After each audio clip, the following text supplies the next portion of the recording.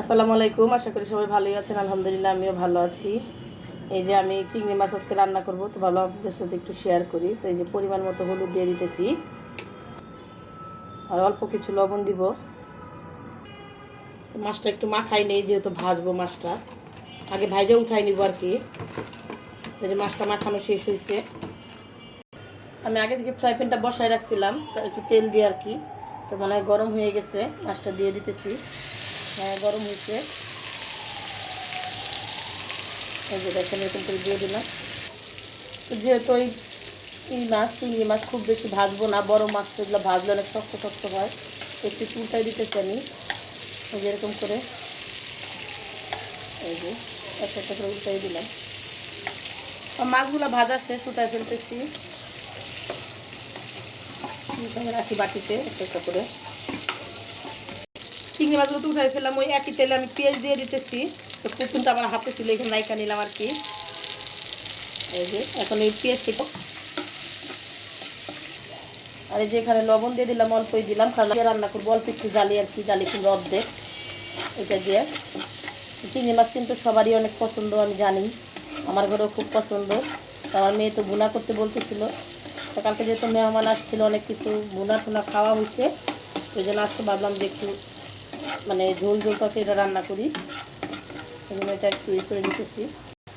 তো মশলাটা কষানোর জন্য অল্প একটু পানি দিয়ে দিতেছি। এই যে কাঁচামরিচ বাটা দিয়ে দিলাম, আর যেহেতু আমরা জিরা খাই এই জন্য জিরা বাটা দিলাম, রসুন বাটাও একটু দিলাম, আর এই যে হলুদটা পরিমাণ মতো দিয়ে দিলাম। আর একটু কালারটা ভালো আসার জন্য অল্প একটু দিলাম আবার শুকনা মরিচের গুঁড়া। মশলাটা একটু মিশাই দিই, কষানো হোক। মশলাটা একটু কষানো হোক। আমার যে মশলাটা কষানো হয়েছে, তো আমি আগে থেকে এই যে জালিগুলো ছোটো ছোটো করে কাইটা ধুইয়া ভাপায় রাখছিলাম একটু, কারণ আমি একটু ভাপ দিয়ে রাখি। আমার মেয়ে কেমন করতেছে, মানে এটা দিয়ে কেন রান্না করতেছি, তার এটা পছন্দ না। তো এগুলো তো সব দিন খাওয়া হয় না, তরকারিটা অনেক দিন আগে আনছিল, তো একটু মানে কেমন ফুটা ফুটা হয়ে যেতেছে আর কি। তো ভাবলাম যে ফালাই দিব জালি একটু, আজকে যেহেতু মেহমান নাই, কেউ নাই, আমরাই খাবো, ওই জন্য একটু কষানো হোক।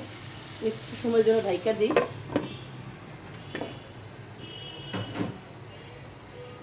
তো তরকারি যদি আমি ভাপ দিছি, বেশি পানি বের হবে না, মানে যে বেশি পানি কিন্তু বের হয় না, যে ভাপানে মানে পানিগুলো সব তরকারিটা 2-3 দিন আগের, তো ওই জন্য একটু হয়েছে। তাহলে এখন এখানে ঝোল দিয়ে দিব, চিংড়ি মাছটা দিয়ে দিব।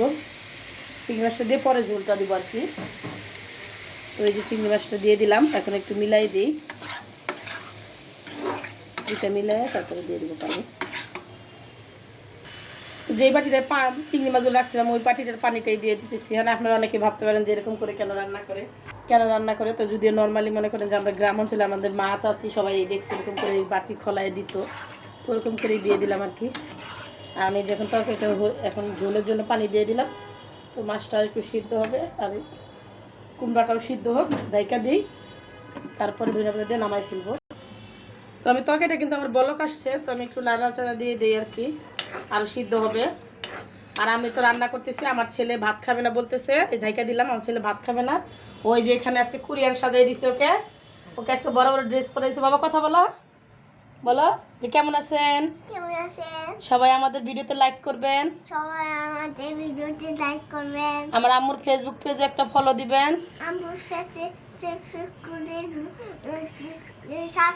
হ্যাঁ ইউটিউবে একটা সাবস্ক্রাইব করবেন, প্লিজ প্লিজ প্লিজ প্লিজ। হ্যাঁ, তো ওই যে আমার তরকারিটা দেখি কি অবস্থা। এই যে এরকম হয়েছে।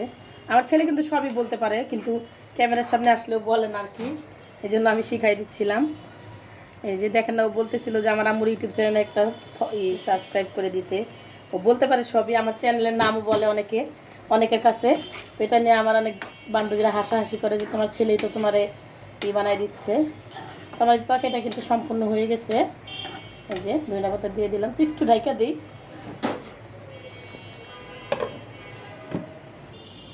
এই যে আমার তরকারিটা কিন্তু সম্পূর্ণ হয়ে গেছে। আমি ধনিয়া পাতা দিয়ে একটু ঢাইকা রাখছিলাম, ধনিয়া পাতা না অনেকে নামাই ফেলে, কিন্তু আমি একটু কাঁচা কাঁচা ভাবটাকে এই জন্য দিলাম আর কি। তো আমার ভিডিওটা ভালো লাগলে একটা শেয়ার করে দিবেন। আমার ছেলে তো যা বলার বলেই দিছে। সবাই ভালো থাকবেন, সুস্থ থাকবেন, আল্লাহ হাফেজ।